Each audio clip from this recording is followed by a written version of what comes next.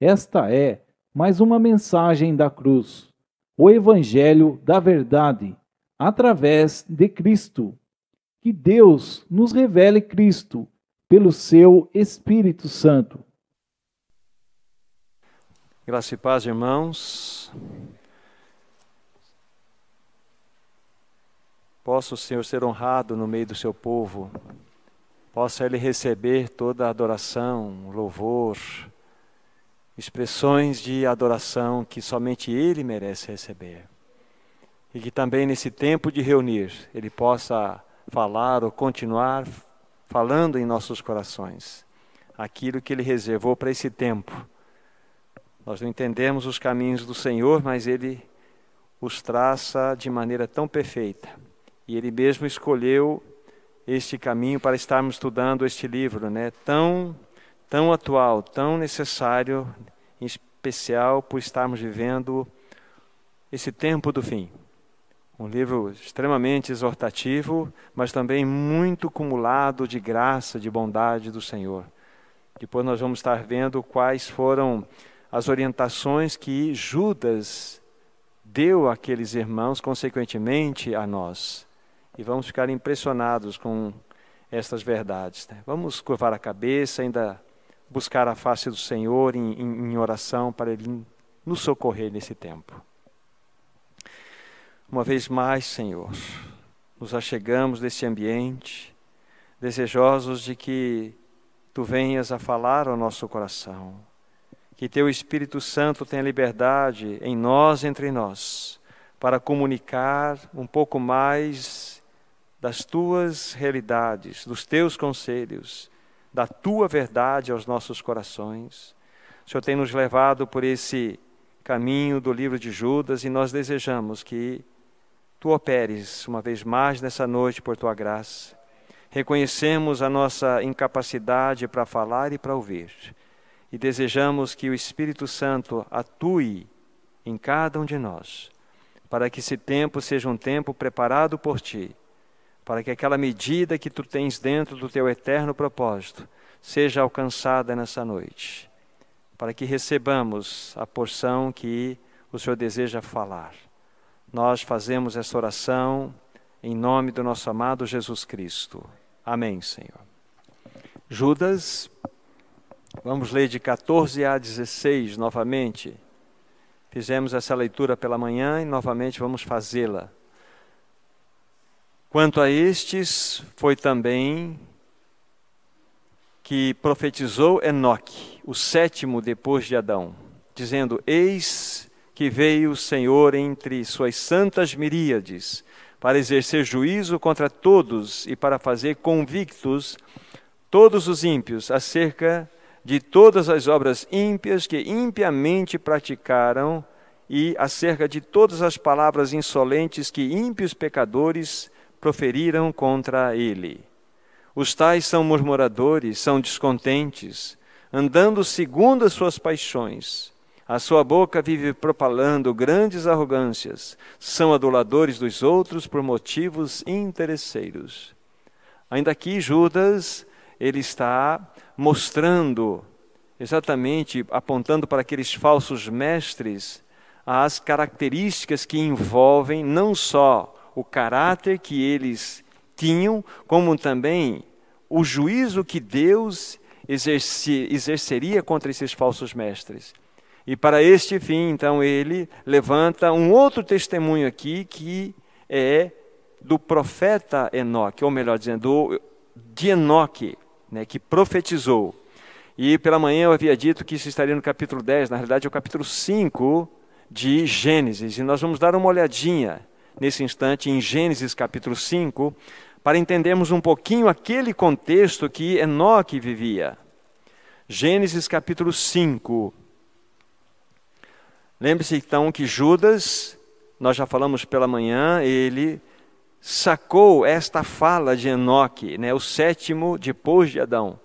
E esta fala realmente era cercada de plena verdade, e uma vez que tirada daquele livro considerado apócrifo, ele se torna, ou essa porção se torna inspirada e de valor real verdadeiro.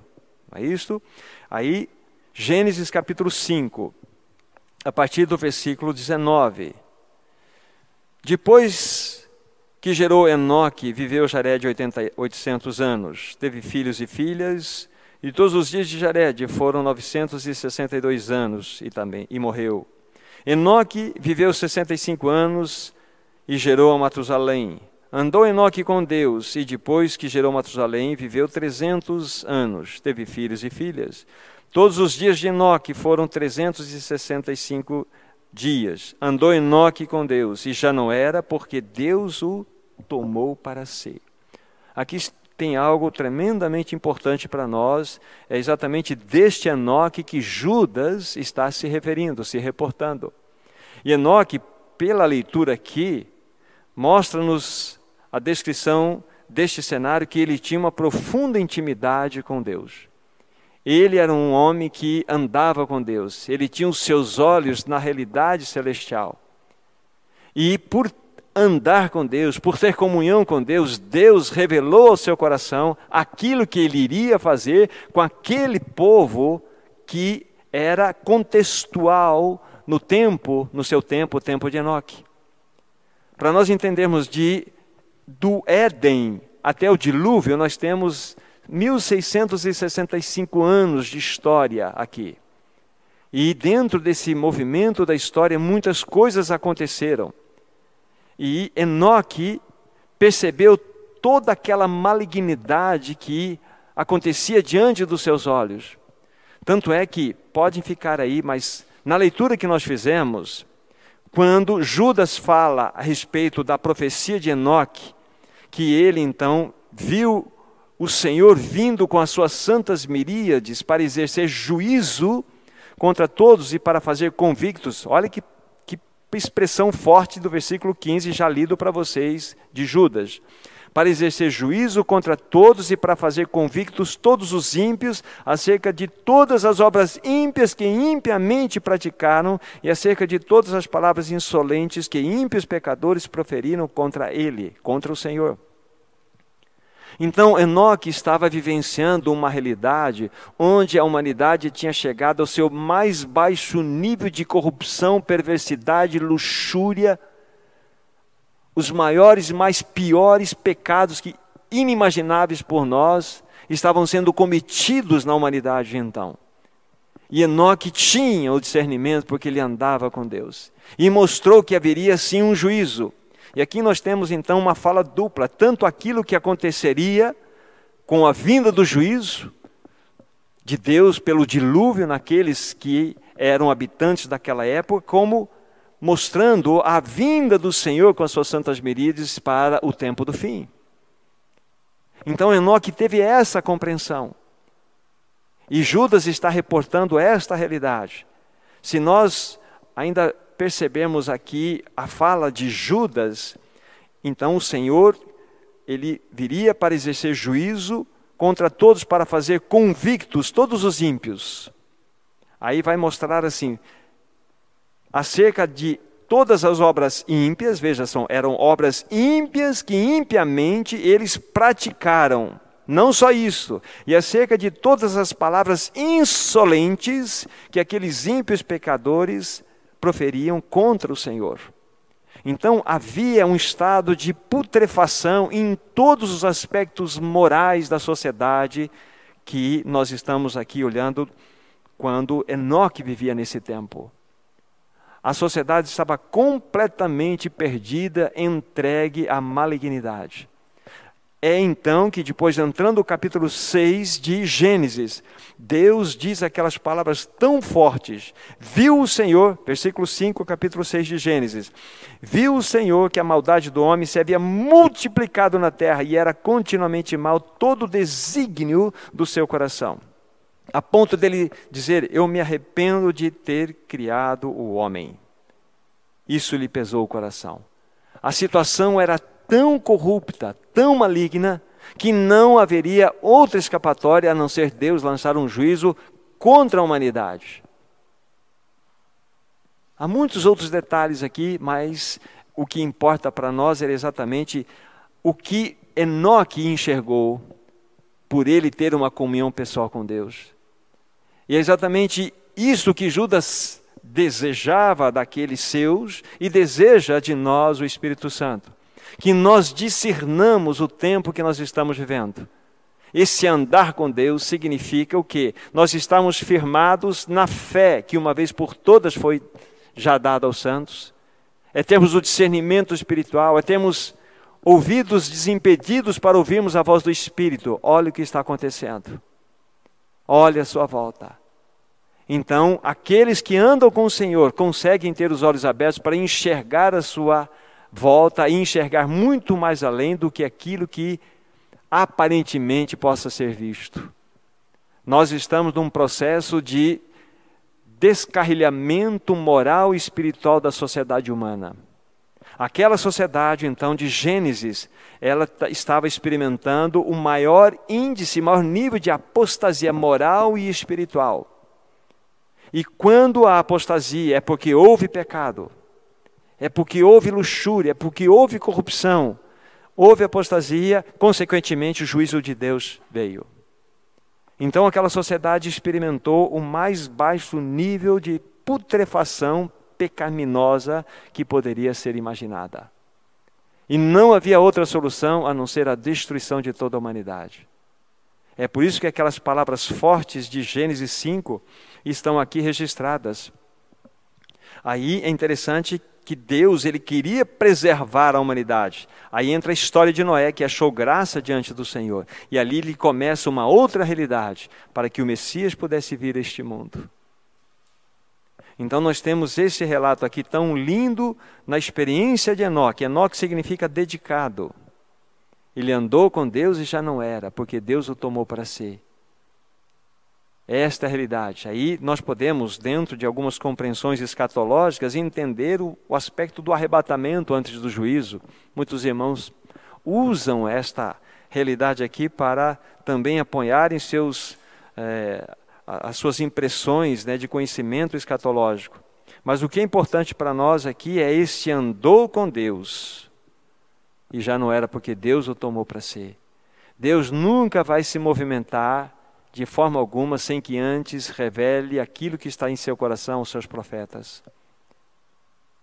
Então, Enoque, que enxergava todas aquelas coisas por revelação de Deus, então ele pôde profetizar aquele juízo contra aqueles ímpios que não só praticavam obras malignas, mas que também eles blasfemavam, eles falavam proferiam palavras contra o Senhor.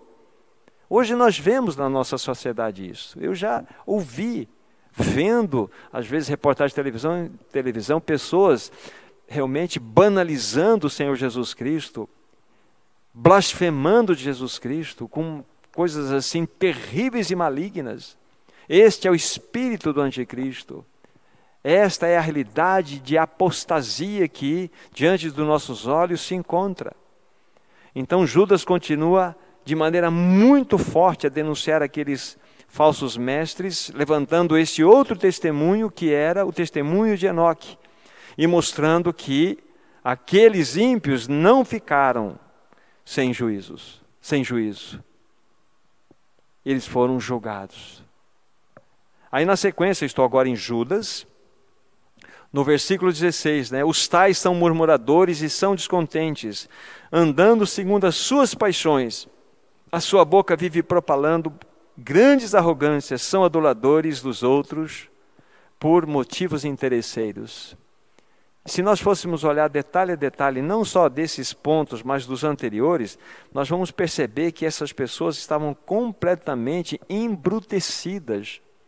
Não existia mais nem o aspecto do amor natural em seus corações. Eles agiam por instintos pessoais. Eram piores do que animais que reagem naturalmente, porque para agir dessa forma foram criados. Mas aqueles homens estavam abaixo do nível animalesco, embrutecidos. Que coisa impressionante. Então vem essa palavra firme de exortação. Esses tais são murmuradores. Vocês vão perceber que essa murmuração faz parte de todos aqueles que se entregam às luxúrias, às suas próprias paixões. Uma pessoa que se entrega para experimentar todos os veios, todos os tipos de paixões carnais, é uma pessoa profundamente descontente e murmurenta, porque ela nunca vai encontrar satisfação. Nunca. Porque é um buraco sem fim. É um buraco que você cai e você não sai mais. Pessoas que entram por esse caminho do vício, às vezes, sabe, que envolve esses aspectos de luxúria, são pessoas extremamente descontentes, são pessoas insatisfeitas, são pessoas que jamais vão atender o anseio da sua carne, porque ela sempre vai desejar mais, desejar mais, desejar mais, a ponto deles embrutecidamente fazerem coisas mais bárbaras que vocês possam imaginar. Esta é uma realidade desses descontentes que andam segundo as suas paixões. A boca vive propalando arrogâncias, são aduladores por motivos interesseiros. Tudo isso é muito pesado, vocês concordam comigo? É tremendamente pesado, mas era exatamente isto que Judas discerniu com a intromissão daqueles mestres ou falsos mestres no meio da igreja. E eles estavam buscando aí a atormentar e a ganhar o coração daqueles que lá congregavam. E esta é uma situação que nós vamos experimentar no tempo do fim, não tenho a menor dúvida disso. Então, o juízo sempre vai estar reservado para estes que assim andam, assim praticam, assim falam contra o Senhor, como aconteceu no caso do juízo do dilúvio.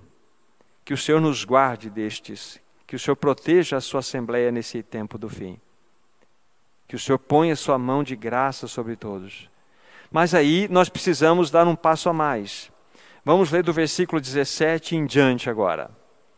Vós, porém, amados, graças ao Senhor, porque tem aqui vós, porém, amados. Agora ele volta toda a sua atenção.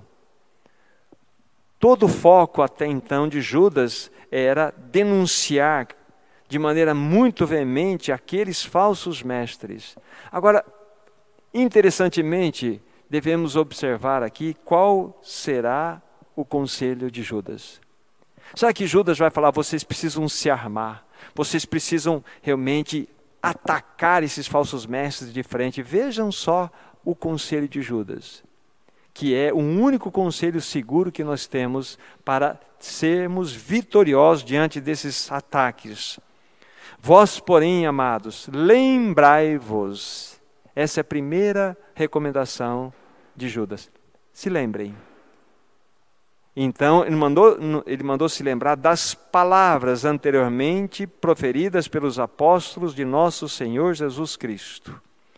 Estes já diziam, né? No último tempo haverá escarnecedores, andando segundo as suas ímpias paixões.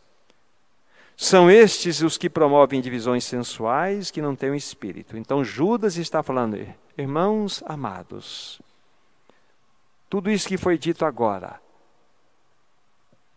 que passo seguinte devemos dar, que vocês devem dar, vocês vão se lembrar. Que isso que está acontecendo agora já havia sido preconizado lá atrás, pelos santos profetas. Vamos pegar duas palavras que nos lembram desta realidade aqui. A primeira delas, 1 Timóteo capítulo 4. 1 Timóteo capítulo 4, pela fala do apóstolo Paulo, nós temos aqui exatamente essa palavra de exortação a que Judas se refere. Poderia ter outra no coração, mas essa aqui também está dentro do quadro. 1 Timóteo 4, versículo 1 em diante. Diz o apóstolo, lembre-se, o apóstolo está escrevendo essa carta aqui, né? É sua penúltima carta, né? Ele vai escrever Timóteo aqui, depois Tito, e a sua derradeira carta é a sua segunda epístola a Timóteo, né? Ora, o Espírito afirma expressamente que nos últimos tempos alguns apostatarão da fé por obedecer espíritos enganadores e a ensinos de demônios, pela hipocrisia daqueles que falam mentiras, que têm cauterizado a própria consciência e que proíbem o casamento, que exigem abstinência de alimentos que Deus criou para serem recebidos com ações de graças, pelos fiéis e por quantos conhecem a plena verdade. Pois tudo que Deus criou é bom, e recebido com ações de graças, nada é recusável, porque pela palavra de Deus e pela oração é santificado. Então aqui é apenas um aspecto daquilo que Judas pode estar se referindo, que santos apóstolos já preconizavam, anunciavam que nos últimos tempos alguns apostatariam da fé. Alguém pode perguntar assim, mas o que significa essa expressão últimos tempos, ou últimos dias, ou tempo do fim? Quando começou exatamente a vigorar os últimos dias, o tempo do fim? Não é exatamente nesse momento que nós estamos. O Senhor Jesus Cristo, Ele veio a este mundo e realizou uma obra maravilhosa na cruz. Que nós sabemos, a obra da nossa regeneração, da salvação, foi realizada por Ele. Depois Ele permaneceu mais 40 dias na terra. Aí Ele foi elevado aos céus. Mais 10 dias se passaram para completar o Pentecostes, os 50 dias. Então, quando Ele é entronizado, exaltado, coroado, então, juntamente do Pai, Ele envia o Espírito Santo, e naquele cenáculo onde aqueles discípulos se encontravam, em torno de 120, aí vem o Espírito Santo sobre eles, e há aquele batismo que acontece lá, relatado no livro de Atos. Aqueles 120 irmãos que se encontravam, vamos colocar em números redondos, ali naquele cenáculo, eles eram 120 indivíduos, assim, 1, 2, 3, 4, 5, até 120, e perto desse número. Eram 120 indivíduos. Mas quando o Espírito Santo desceu sobre eles, e tivemos todas aquelas expressões ali, o que aconteceu? Aqueles 120 indivíduos deixaram de ser indivíduos para se tornarem membros uns dos outros, formando o corpo de Cristo, ligado ao cabeça Cristo Jesus, que está reinando soberanamente o universo. E quem traz essa realidade, trouxe essa realidade? O Espírito Santo. Então o Espírito Santo vem para trazer toda a realidade do cabeça da igreja que reina nesse universo. E ele traz então toda a realidade àqueles que são membros do corpo de Cristo. Deixaram de ser indivíduos e se constituíram membros uns dos outros. Agora estavam ligados a um corpo espiritual. E a cada novo nascimento que aconteceu desde então, até a volta do Senhor, o que acontece? Este que nasceu de novo, ainda que ele não tenha consciência muito bem desse fato, ele é unido ao corpo de Cristo. Ele é batizado pelo mesmo Espírito no corpo de Cristo, segundo 1 Coríntios capítulo 12, versos 12 e 13. Ele é batizado. Então, o corpo de Cristo sendo formado constantemente. Agora, para responder aquela questão, quando começou o tempo do fim, inaugurou os últimos dias? Exatamente ali quando a igreja nasceu. Aí entrou-se nos últimos dias. Nos últimos dias, o Joel já profetizava isto. Nos últimos dias, e ali inaugurou-se os últimos dias, tempo do fim. Então, a igreja que passou, a história da igreja que teve muitas gerações do passado, e nós temos uma especial hoje, toda a igreja, em todas as gerações, só viveu uma única realidade, tempo do fim. Por isso que ela é exortada em todas as gerações a viver de modo santo, a viver de modo separado, a viver de modo a esperar, a amar a volta do Senhor, em todas as gerações. Então, nós estamos vivendo hoje o tempo do fim também, como eles sempre viveram, como sempre a igreja viveu. Então, nós estamos no tempo do fim. Só que nós estamos hoje muito próximos do real fim. Por quê? Porque quando nós olhamos à nossa volta, quando nós examinamos todas as coisas, nós podemos perceber sim, que a situação está se afunilando. E como certo irmão já disse, ele já se levantou do seu trono. Ele está desejoso de dar passos em direção para encontrar com a sua noiva, com a sua igreja. Ele já fez isso. Então nós estamos sim vivendo nos tempos do fim, os finais dos tempos. Muito mais hoje, lógico. Muito mais próximos do que os irmãos das gerações anteriores. Mas então fique claro esse assunto para nós. Inaugurou-se o tempo do fim com o Pentecostes. E nós estamos nele. Ainda mais próximo dos acontecimentos derradeiros do tempo do fim. E estas coisas que, então, Judas tem aqui denunciado, estas coisas estão acontecendo em maior ou menor grau nesse tempo de hoje. E a situação ela vai agravar-se daqui para frente. Só repetindo, olhemos para aquilo que está sendo aprovado pelas leis dos governos atuais. Não há escapatória. É um não a Deus. É um banimento de Deus da sociedade. Porque Deus incomoda. Porque Deus ele tem seus princípios que não cabem mais diante de uma sociedade, entre aspas, moderna ou pós-moderna, mas que na realidade ela vive a realidade da pós-verdade. Um antro de mentira cada vez mais estabelecido. E cada vez mais a igreja ela está se encolhendo dentro de um processo. E o Senhor tem chamado o seu povo para um testemunho nesse tempo do fim. Tem chamado o seu povo para sermos sal nessa terra e luz desse mundo.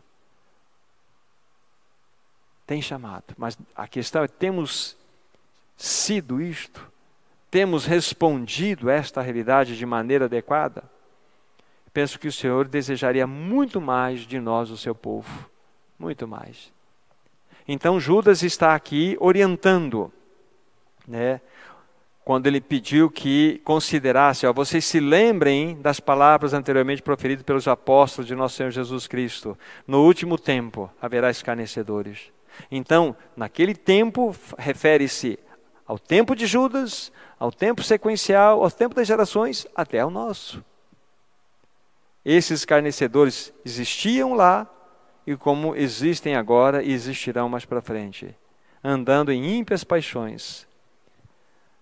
Aí mostra, são estes, verso 19, eu falei que ia citar um outro, deixa eu citá-lo. Então, um texto que vocês conhecem, Atos dos Apóstolos, capítulo 20, Atos dos Apóstolos, capítulo 20, já citamos esse texto numa outra situação, mas vale a pena registrá-lo dentro desse pensamento agora. Atos 20, verso 29 e 30. Eu sei que depois da minha partida entre vós penetrarão lobos vorazes, que não pouparão rebanho, e que dentre vós mesmos se levantarão homens falando coisas pervertidas para arrastar discípulos atrás deles. Então a palavra já preconiza, já mostra. Judas está dizendo para eles, olha, isso que está acontecendo não é novidade. Os profetas, os apóstolos do Senhor já previram isto. Aí, voltando para o livro de Judas, né? Verso 19, estamos fazendo a leitura. São estes os que promovem divisões sensuais, que não têm o espírito. Uma vez mais, ele refere-se aqui aos falsos mestres. Mas, novamente, o versículo 20 está aí para ser um bálsamo para o nosso coração. Vós, porém, amados, novamente, é o segundo, vós, porém, amados, edificando-vos na vossa fé santíssima, orando no Espírito Santo, guardai-vos no amor de Deus, esperando a misericórdia de nosso Senhor Jesus Cristo para a vida eterna. Olha a recomendação de Judas. Anteriormente é para que eles se lembrassem e tivessem ciência do que estava acontecendo, era algo que os apóstolos já tinham profetizado, isso vai acontecer. Agora, no segundo, vós, porém, amados, ele vai mostrar o caminho que aquela igreja, aqueles irmãos deveriam tomar. Edifiquem-se na vossa fé santíssima. Essa fé aqui é aquela mesma do início do texto, quando nós olhamos. Que uma vez por todas foi entregue aos santos. Aí aquela fé objetiva é aquele conjunto de verdade, que não precisa ser, não somente ser, vamos dizer assim, batalhada, guardada, mas nós precisamos ser edificados, crescidos ou crescermos nessa realidade da verdade. Então, olha, para que vocês fiquem protegidos desses falsos mestres, se encham da palavra, busquem a palavra, leiam a palavra na dependência do Espírito, busquem comunhão na palavra. Essa é a realidade que ele está mostrando aqui. Fortaleçam-se na vossa fé santíssima, porque é neste fortalecimento que vocês vão encontrar proteção de discernimento contra esses falsos mestres. Vocês vão ter segurança no vosso coração. Essa é a primeira colocação que ele faz, positiva, nesse versículo 20, àqueles irmãos. Edifiquem-se na vossa fé santíssima. Mais do que isso, orando no Espírito Santo. Orar no Espírito Santo é orar com realidade de vida. Porque nós podemos orar, rezar, mas orar no Espírito Santo significa, é uma associação de vida nesta oração. É uma oração que tenha uma realidade orgânica, espiritual, que toca o coração do nosso Deus. Agora, a sequência que é muito importante. Por que Judas não colocou primeiramente essa segunda orientação que estamos aqui analisando? Por que ele não colocou primeiramente, olha, vós, porém, amados, orem no Espírito Santo? Porque tem uma ordem. Primeiro é a palavra. Primeiro vocês se alimentarem, se fixarem, se encherem da palavra. E a palavra vai estar penetrada no coração de vocês, de tal forma que vocês vão orar no Espírito Santo. Não tem como nós separarmos essa realidade, termos uma vida diante do Senhor na palavra e não termos uma comunhão com o Espírito. Então, em segundo lugar, vem orando no Espírito Santo. Essa é a nossa segurança, é orar que traz um sentido, uma direção de vida. Veja as orientações de Judas. Percebemos aqui que ele não voltou a espingarda para os falsos mestres como que, olha, vocês têm que fazer isso com ele, fazer isso com aquele. Não, vocês precisam se fortalecer na verdade, uma vez dada aos santos. Vocês precisam orar no Espírito. Esse é o grande remédio. Esse é o grande caminho que nós temos para estarmos protegidos contra os falsos mestres. Na sequência, verso 21 diz assim: guardai-vos no amor de Deus. Que lugar mais seguro que nós temos para estarmos protegidos. Essa palavra estar guardados diante do amor de Deus significa estarmos diante dos seus olhos vigilantes constantemente. É estar guardado diante da mira dos olhares do nosso Deus.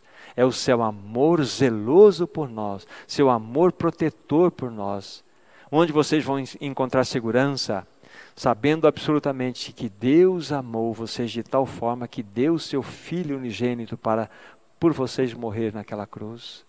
Então guardem-se nesse amor. Esse amor que na realidade teve uma expressão real, prática. Deus amou de tal maneira que deu. Então, aquele que não poupou o seu próprio Filho, como não nos dará com ele todas as coisas? Então, temos aqui essa orientação da palavra para estarmos protegidos debaixo dos olhos amorosos do nosso Deus, tão cheio de expressão de amor. Guardai-vos do amor. Tem mais, esperando a misericórdia de nosso Senhor Jesus Cristo. Olha só, vocês devem colocar a esperança de vocês na misericórdia de nosso Senhor Jesus Cristo. Por que não esperando na graça de nosso Senhor Jesus Cristo? Como foi dito anteriormente, todas as vezes que o povo de Deus, as cartas mostram isto, está por caminhos de tribulação, de tormentas, de grandes provas, os inícios das cartas é misericórdia. Tem misericórdia, porque é um tempo onde nós dependemos dessa ação misericordiosa de Deus para socorrer-nos naquele tempo tão angustioso, tão terrível que possamos estar enfrentando. Então espere na misericórdia. Senhor, eis-nos aqui esperando, contemplando a Ti, para que por Tua misericórdia nós sejamos guardados. Misericórdia. Que preciosa promessa de Lamentações de Jeremias, né? Que as misericórdias de Deus renovam-se a cada manhã. Elas não têm fim. E são elas a causa de não sermos consumidos. Então, as misericórdias do Senhor são maravilhosas. E Judas coloca essa fala para nós, para que haja um consolo no nosso coração, assim como aqueles irmãos haviam sido consolados. Aí ele completa dizendo, para a vida eterna. Para a vida eterna. Então percebam, por favor, que Judas usou duas palavras-chave para nós aqui. No primeiro, vós, porém, amados, ele diz, lembrai-vos. No segundo, vós, porém, amados, edifiquem-se. Então devemos lembrar e discernir o que está acontecendo à nossa volta. Porque os apóstolos já disseram. Mas qual é o caminho que Judas, pelo Espírito, instruiu aqueles irmãos para se fortalecerem? Edifiquem-se, orem, guardem-se e esperem. Exatamente essas palavras denotando cada um daquilo que já foi considerado aqui.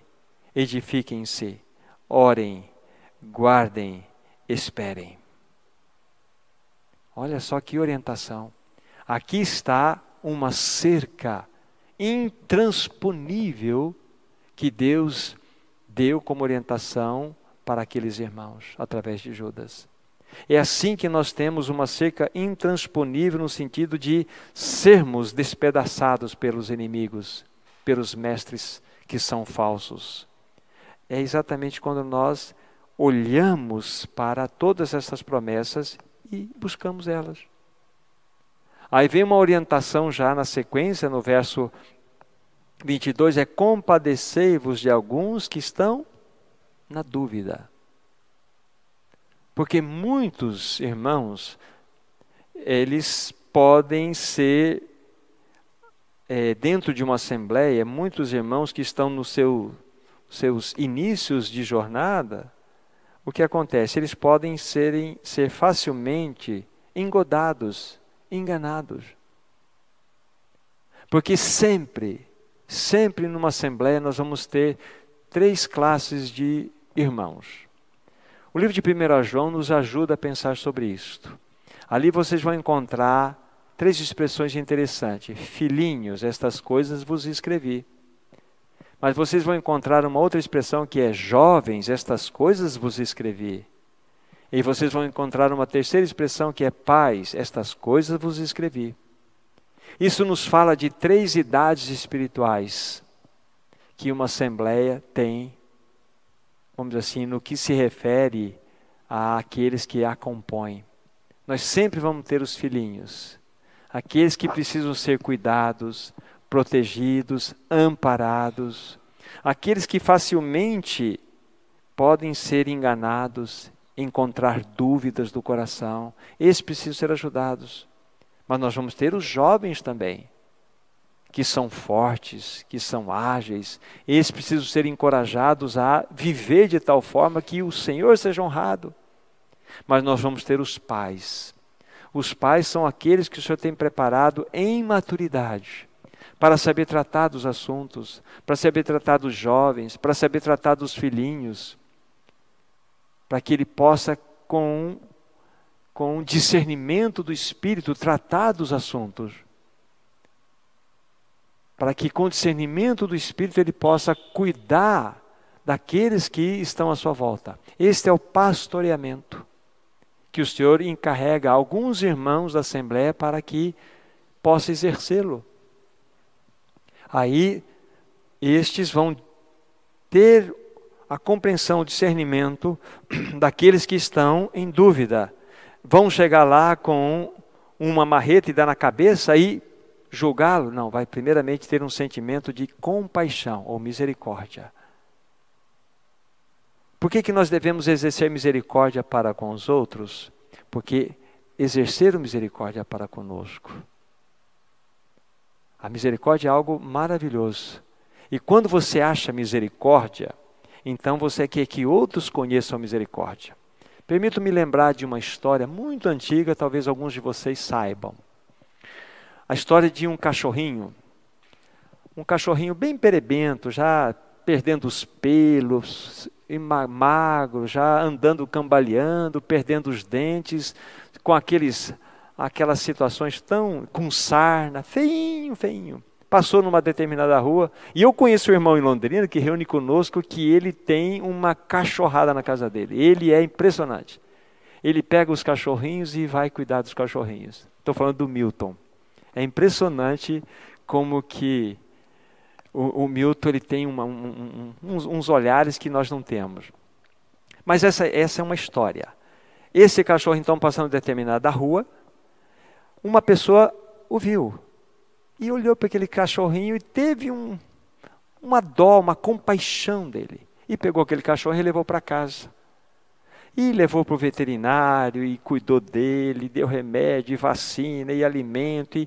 E aquele processo todo de recuperação que passaram-se várias semanas, já aí perto de 2 meses. O cachorrinho restabeleceu, ficou vivaz, ficou assim, alegre e faceiro, e o dono ficou muito alegre de tudo aquilo, e fizeram uma amizade muito boa. Só que amanheceu um dia, o dono acordou para dar comida para o cachorro. Cadê o cachorro? Ele foi embora, sumiu. Passou um dia, 2 dias, 3 dias, aquele dono falou assim: o que acontece? Onde é que está o cachorro? Demorou.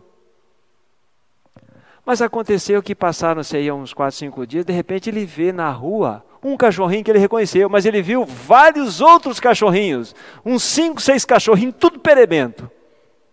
E ele na frente.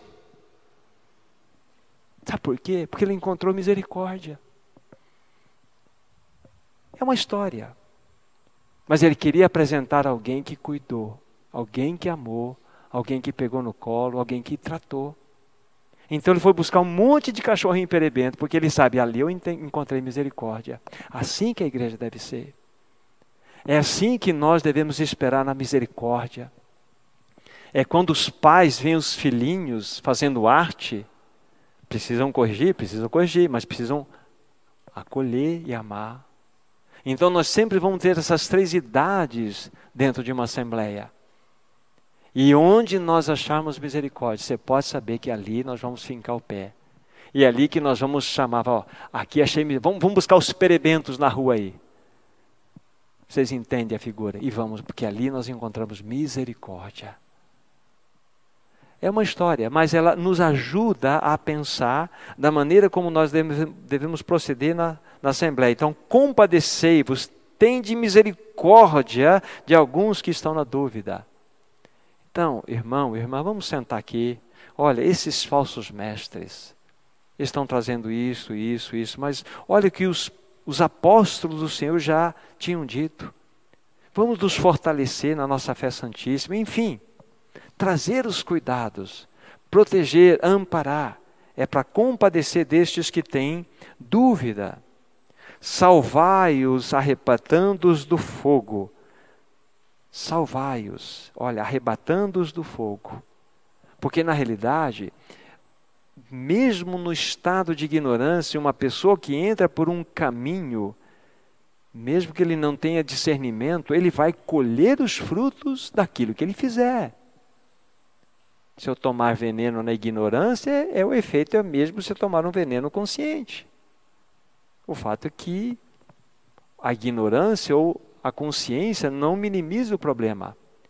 Então, quando nós vemos à nossa volta irmãos que estão capengando, devemos aproximar dele com espírito de graça e com compaixão no coração e buscar socorrer esse irmão, salvando, arrebatando do fogo. Muitos, esse fogo, entram em caminhos de tribulação, colhem pesadas colheitas pelas suas escolhas. Depois, o tempo é difícil para recuperar.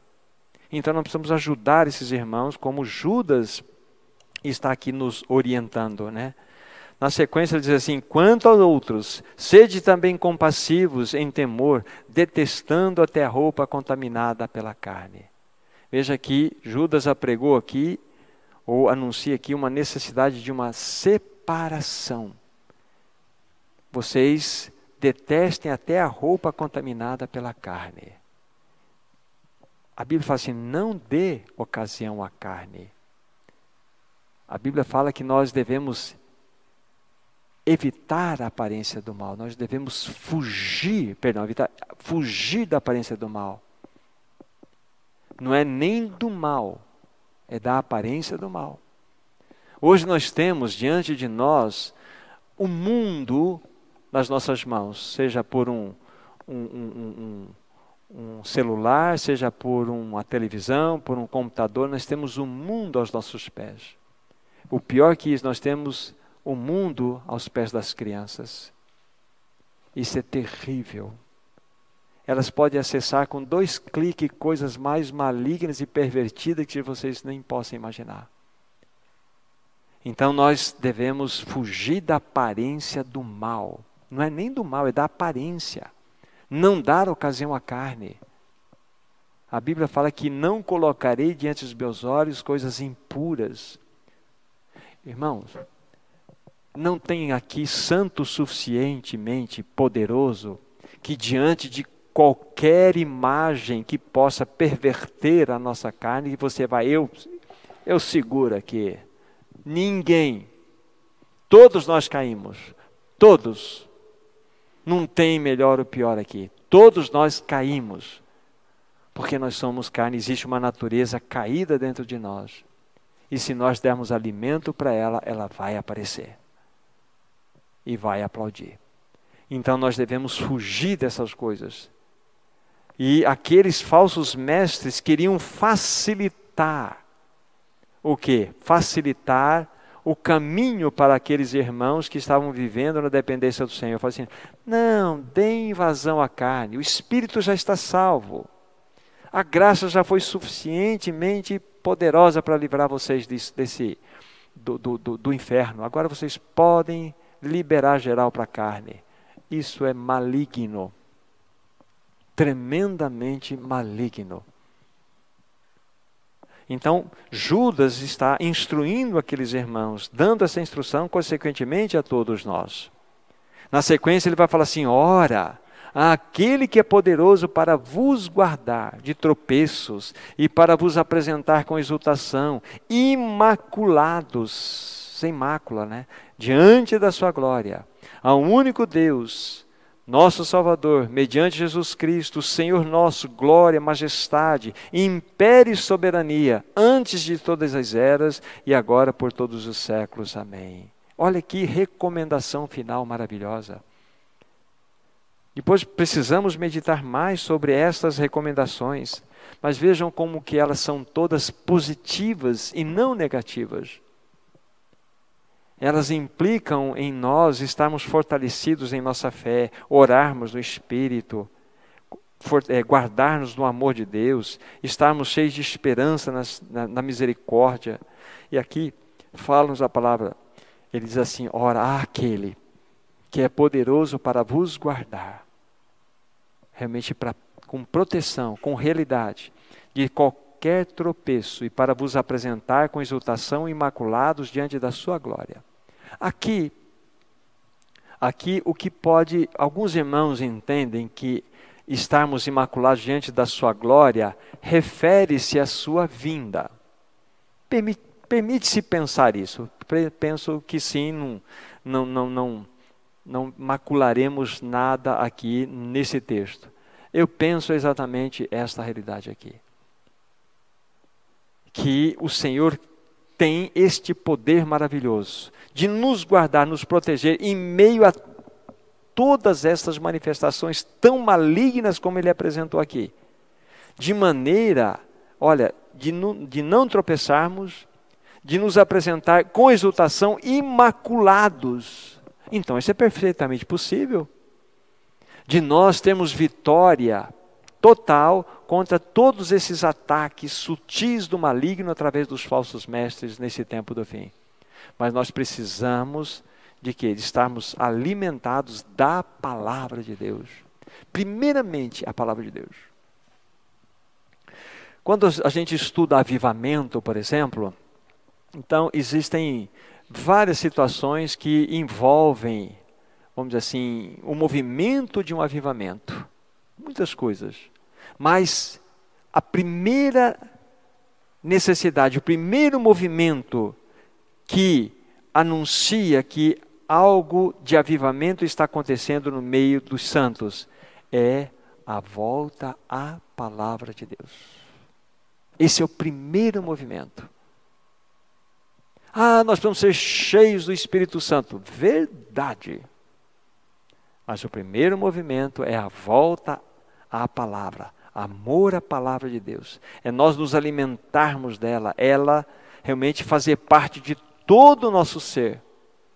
Para que então o Espírito Santo tenha a ferramenta, tenha uma espada na mão. Para que nós possamos combater o bom combate. Então, o primeiro aspecto de um avivamento no meio do povo de Deus é a volta à palavra de Deus. A volta à sua palavra. Então, aqui é muito importante para nós. É aí que nós vamos encontrar toda a proteção que nós precisamos. E veja que promessa. Vamos ser guardados por aquele que é poderoso de tropeços, irmãos. Seremos apresentados com exultação, imaculados diante da sua glória. Olha só como ele termina essa carta. Como ele termina com uma palavra de encorajamento maravilhosa, um encorajamento lindo. Olha que ele bateu forte aqui. Olha que ele foi contundente, não deu espaço àqueles falsos mestres. Aí ele termina dessa maneira tão gloriosa. Aí ele diz assim: ao único Deus, nosso Salvador, mediante Jesus Cristo, Senhor nosso, glória, majestade, império e soberania, antes de todas as eras, e agora e por todos os séculos. Amém. Que coisa impressionante, irmãos e irmãs. Então, em resumo, aqui está um material para que depois de termos estudado um pouquinho sobre essa carta, possamos iniciar realmente um aprofundamento em tudo aquilo que ele quer nos dizer, ainda através dessa carta. E amanhã, com a graça do Senhor, nós vamos pegar uma das expressões aqui que nós já mencionamos, vós, porém, amados, na segunda parte, essa questão do guardai-vos no amor de Deus. E vamos explorar um pouco isso para então concluirmos todo o tempo que aqui nós tivemos juntos examinando essa carta. Então nós vamos pegar essa parte e depois vamos avançar um pouquinho até onde o Senhor assim nos permitir. Mas em linhas gerais, para irmos para o encerramento, Judas quer trazer esse tipo de exortação para nós nesse tempo do fim. Então nós podemos dividir todo esse tempo que tivemos juntos aqui em quadros. Os quadros, cada um de nós pode ter aí uma direção, mostrando quais são as duas tríades, quais são as 5 símiles, quais são aqui aqueles 2 aspectos do caráter maligno que Judas detectou naqueles falsos mestres. E assim nós vamos montando quadros e vendo também as palavras de encorajamento de Judas, um outro quadro, e podemos analisar essa carta olhando para esses quadros, invocando aqueles testemunhos, dissecando mais eles, enfim, é assim que nós podemos olhar ainda esta carta. Mas entendo que por hoje o Senhor, aquilo que Ele tinha a nos falar, já completamos o tempo juntos. Que o Senhor nos ajude, nos guarde e que continue a falar no nosso coração, irmãos. Nosso maravilhoso Pai, nós somos tão gratos a Ti. Encomendamos a Tua palavra aos Teus próprios cuidados. Nós reconhecemos que precisamos da ação do Teu Espírito Santo. Sem o soprar da vida em nós, na Tua palavra, de nada vale. Reconhecemos que não passará apenas de letra, mas nós queremos receber a Tua palavra com vida. Queremos que ela produza em nós um efeito de expressão genuína de um frescor, onde a vida manifesta-se. Ajuda-nos a discernir o tempo em que estamos. Ajuda-nos principalmente a estarmos firmados na nossa fé santíssima. Ajuda-nos a orar no Espírito Santo. Ajuda-nos a sermos guardados no amor de Deus. Ajuda-nos, Senhor, a esperar na Tua misericórdia. Ajuda-nos, Senhor. Nós encomendamos cada um de nós mesmos diante do Teu altar. Em nome de Jesus. Amém. O objetivo deste CD é de levar a mensagem da cruz para a sua vida e sua família. Venha participar conosco dos cultos todos os sábados às 20 horas e os estudos bíblicos todos os domingos. Rua José Bodenali, número 70, bairro Nova Tietê, Tietê, São Paulo.